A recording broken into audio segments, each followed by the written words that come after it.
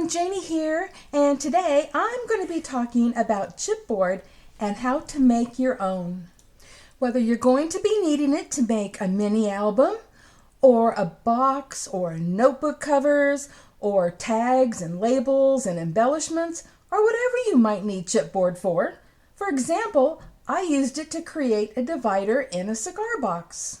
Depending on how many you need and where you get them from, chipboard can be pricey.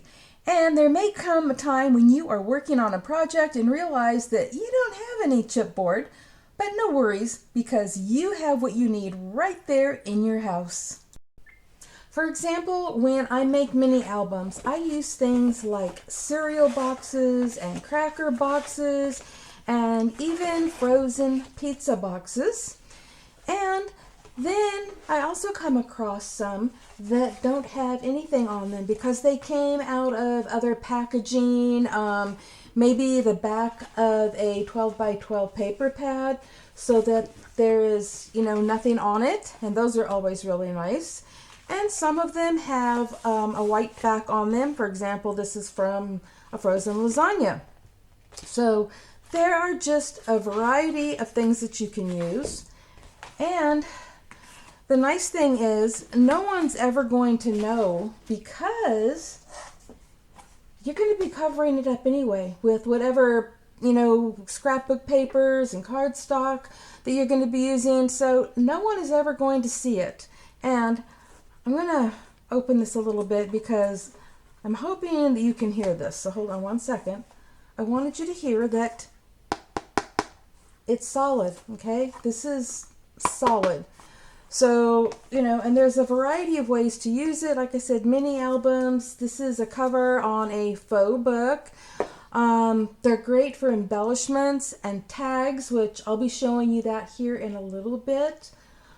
But sometimes this may not be thick enough. So then what you can do is glue two pieces together, making it twice as thick. You could even glue three pieces together if you needed it even thicker. My suggestion is, though, when you're going to be gluing them together, have them already cut out to the size that you need, so you know what size you're going to need, like, for the cover of your mini album, or if you're going to be cutting out a tag, for example, I would cut out the tags first before you glue them together. But all you have to do is glue them together. I like to glue together the sides that have the whatever on it, the colors, the patterns, the words. I like to glue them together so that when I'm done, it's like this on both sides. So, and for example, on tags, let me show you. So on this one, and you can see it right here, I glued the paper on before I cut it.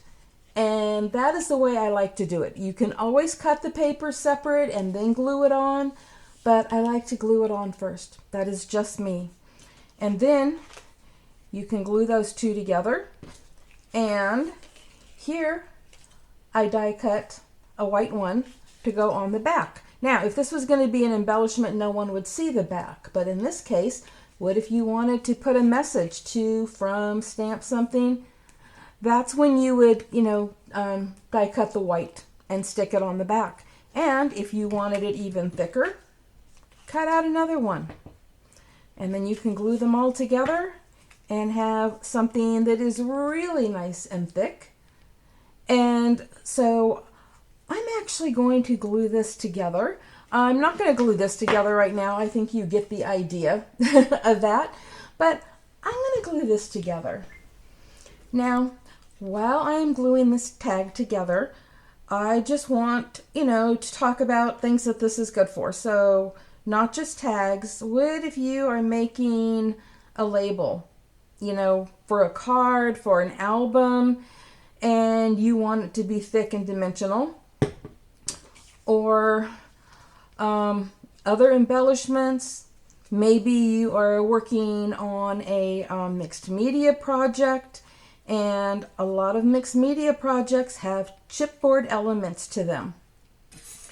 And so basically, if you use Chipboard, this will be a really nice alternative that doesn't cost you anything.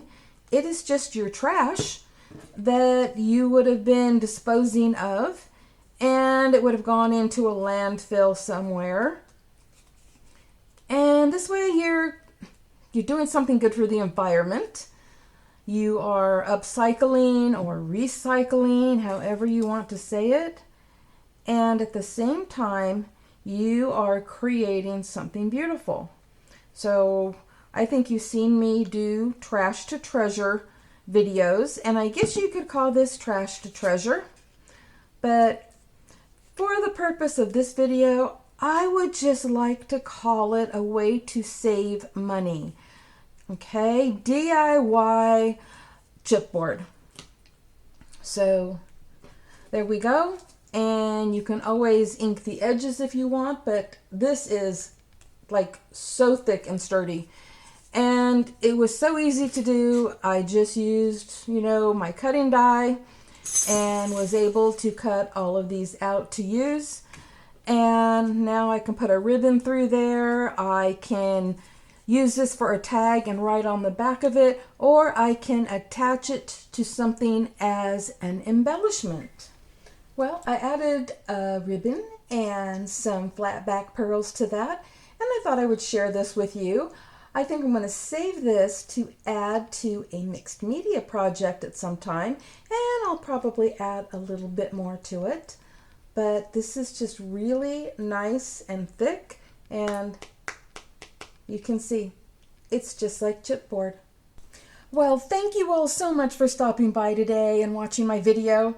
I love sharing tips and tricks and money-saving ideas, so I hope you enjoyed this video and maybe learned something new. Happy crafting, everyone. Bye-bye.